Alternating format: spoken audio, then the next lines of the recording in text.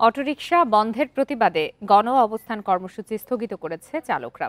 সোমবার সকাল 11টায় ডিএমপি কমিশনারের সাথে বৈঠকের আশ্বাসে কর্মসূচি স্থগিত হয়। এছাড়া অটোরিকশা বন্ধে হাইকোর্টের আদেশ স্থগিতে চেম্বার আদালতে আবেদন করবে রাষ্ট্রপক্ষ। স্বরাষ্ট্র উপদেষ্টা বলছেন, এ বিষয়ে আদালতের নির্দেশের অপেক্ষায় সরকার।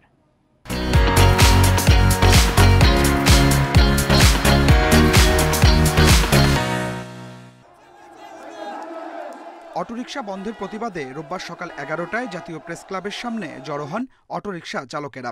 বন্ধ করে দেন যান চলাচল। একই সময় মোহাম্মদপুর যাত্রাবাড়িতেও সড়ক অবরোধ করেন অটো চালকেরা।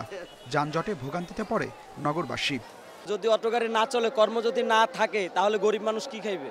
আমাদের হয় অটো গাড়ি দেন, নয় একটা কর্ম দেন। একটা রায় পাবো, ততক্ষণ আমরা আন্দোলন করব।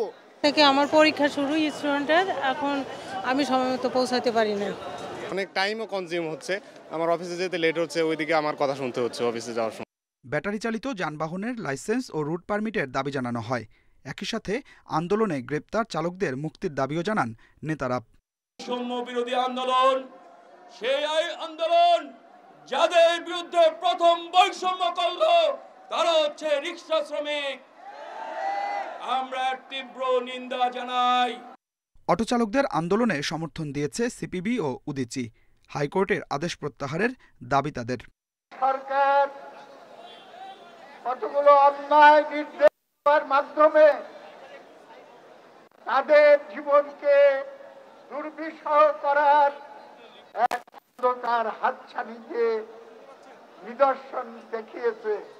ডিএমপি কমিশনারের সাথে বৈঠকের আশ্বাসে বেলা 1টার দিকে স্থগিত হয় কর্মসূচি।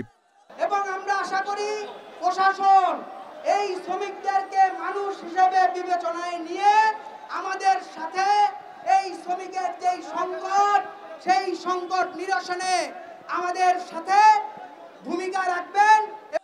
ব্যাটারি রিকশা চলবে কিনা সে বিষয়ে আদালতের নির্দেশের অপেক্ষায় সরকার।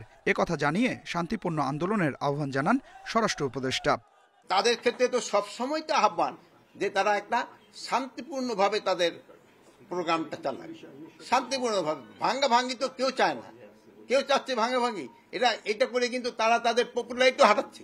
রাজধানীতে ব্যাটারি রিকশা বন্ধে 3 দিনের মধ্যে পদক্ষেপ নিতে মঙ্গলবার নির্দেশ দেন high court. Adilur Rahman, independent news, Dhaka.